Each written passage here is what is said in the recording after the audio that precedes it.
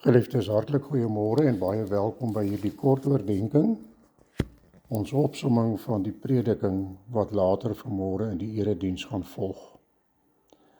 As ons na ons kalenders kyk, Sondag 17 Mei 2026, dan bevind ons tussen Hemelvaart wat op die 14de gevier is en dan ook die Pinkster wat op Sondag 24 Mei gevier gaan word. 10 dae tussen hierdie twee groot gebeure, Hemelvaart en Pinkster. Ons gaan vanmôre so 'n bietjie fokus op dit wat gebeur het in die 10 dae waarvan ons nou so pas gepraat het. Wanneer ons Handelinge 1 vanaf vers 12 tot 26 lees, dan word daar nie baie gesê oor dit wat in daardie dae gebeur het nie.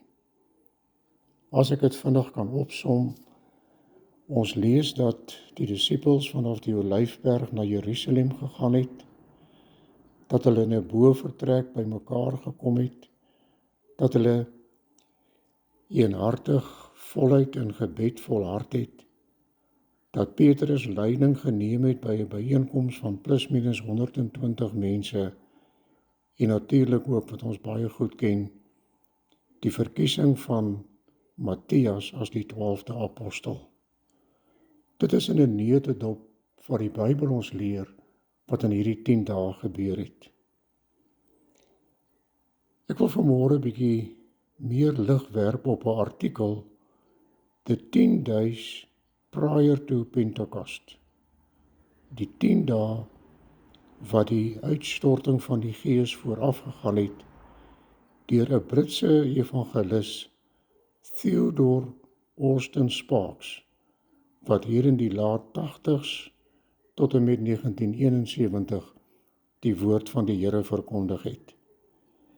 En in hierdie pragtige artikel, ek herhaal dit weer en jy kan dit gerus gaan naslaan op die rekenaar, The 10 Days Prior to Pentecost, fokus Austin Sparks as ware op twee hoofmomente.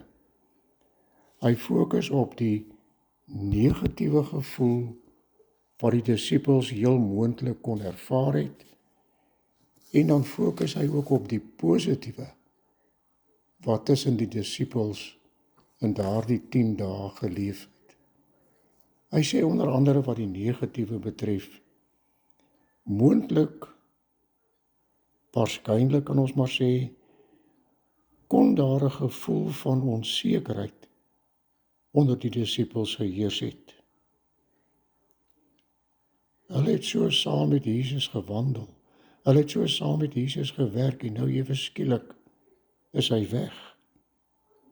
Die vraag, die onsekerheid kon hulle harte geleef het, maar wat moet ons nou doen? Hulle kon byvoorbeeld vir mekaar gesê het, maar hoekom is die Heilige Gees nie onmiddellik daarna uitgestuur nie? Hoekom moet ons in hierdie 10 dae van onsekerheid leef? Ons weet nie presies hoe dit gaan gebeur nie. Ons weet nie presies wanneer dit gaan gebeur nie. Hulle kon so 'n bietjie moedeloos geword het. Hulle kon gevoel het dat alles nie meer vir hulle sin maak nie.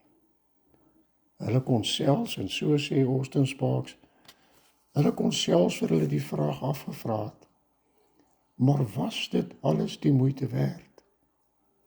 Ons het hom so getrou gevolg.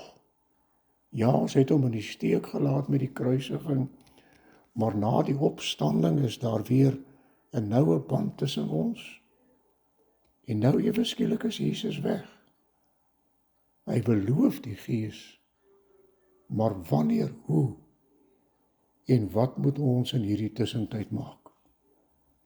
So 'n gevoel van moedeloosheid en van onsekerheid kon by die disippels in daardie dae opgekom het.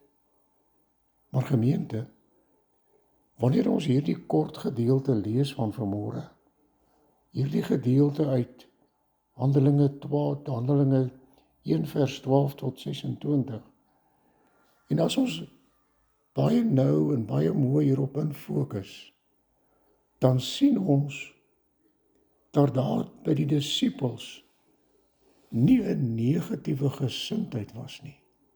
Inteendeel, daar was 'n positiewe gesindheid. Wat doen hierdie disippels in hierdie paar dae? Gaan lees maar weer ons gedeelte. Hulle fokus op gebed. Hulle sonder hulle af om te fokus op hierdie belangrike element van hulle geloof, naamlik gebed. Hulle behoef aan die gemeenskap van die gelowiges. Saam met hulle is daar 'n klompie vroue. En hulle versterk mekaar in die geloof.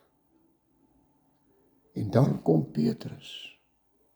En dan neem hy die leiding.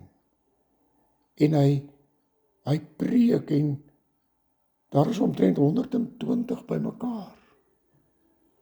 Hulle saai in hierdie tyd van onsekerheid as ware die saadjie van die kerk van die Here Jesus op aarde. Maar hulle saai nie maar net die saadjie nie. Hulle maak ook seker dat wanneer die Gees gekom het, dat hulle ook gereed is.